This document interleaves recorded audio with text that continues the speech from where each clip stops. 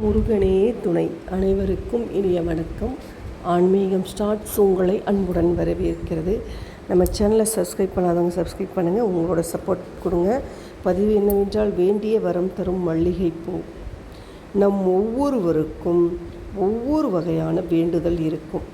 அந்த வேண்டுதலை நிறைவேற்றுவதற்கு நம்முடைய குல தெய்வத்தையோ அல்லது இஷ்ட தெய்வத்தையோ நாம் வழிபாடு செய்வோம்.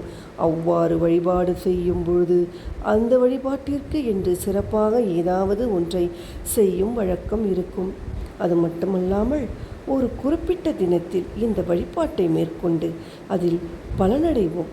இப்படி நாம் வழிபாட்டை மேற்கொள்ளும் பொழுது ஒரு எளிமையான முறையை பின்பற்றினால் நாம் வேண்டிய வரத்தை விரைவில் பெற முடியும். அந்த வழிமுறை பற்றி தான் நாம் இந்த பதிவின் மூலம் பார்க்கலாம்.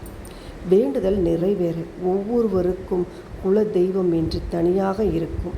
அதோடு மட்டுமல்லாமல் இஷ்ட தெய்வம், வீட்டு தெய்வம் என்று தெய்வங்கள் இருக்கும். நம்முடைய குலத்தை காக்கும் தெய்வத்தை குல தெய்வம் என்றும், நமக்கு விருப்பமான தெய்வத்தை இஷ்ட தெய்வம் என்றும், நம் வீட்டிற்கு உகந்த தெய்வத்தை வீட்டு தெய்வம் என்றும் கூறுவோம்.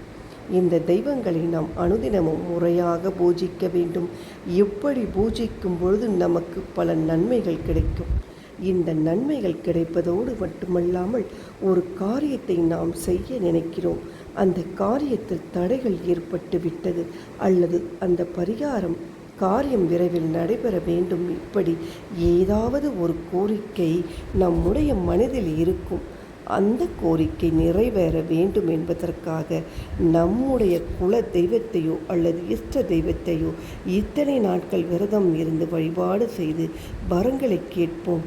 இப்படி நாம் வழிபாடு செய்து வரங்களை கேட்கும் பொழுது அந்த வழிபாட்டில் ஒரு சிறிய மாற்றத்தை செய்தால் கண்டிப்பான முறையில் நாம் வேண்டிய வரத்தை நம்முடைய குல தெய்வம் இஷ்ட தெய்வமோ நமக்கு அருள் புரிவார்கள். எப்பொழுதும் போல் உங்களுடைய குல தெய்வத்தையும் இஷ்ட தெய்வத்தையும் எப்படி வழிபாடு செய்வீர்களோ அதை போல் வழிபாடு செய்யுங்கள். வழிபாடு அனைத்தும் செய்து முடித்த பிறகு ஒரே ஒரு மல்லிகை பூவை உங்களுடைய வலது கையில் எடுத்துக்கொண்டு அதற்கு கீழே இடது கையை வைத்து கொண்டு இதை அப்படியே உங்கள் நெஞ்சு குழியின் முன்பாக வைத்து நீங்கள் எந்த தெய்வத்தை வழிபாடு செய்கிறீர்களோ அந்த தெய்வத்தின் நாமத்தை 16 முறை உச்சரிக்க வேண்டும். இப்படி உச்சரித்து விட்டு அந்த மல்லிகை பூவை அந்த தெய்வத்தின் பாதத்தில் சமர்ப்பிக்க வேண்டும்.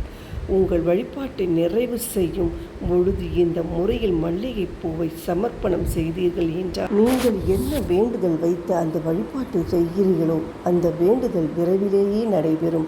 மல்லிகைப்பூ என்பது அனைத்து தெய்வங்களுக்கும் உகந்த பூ என்பதால் எல்லா தெய்வத்திற்கும் நாம் சமர்ப்பிக்கலாம்.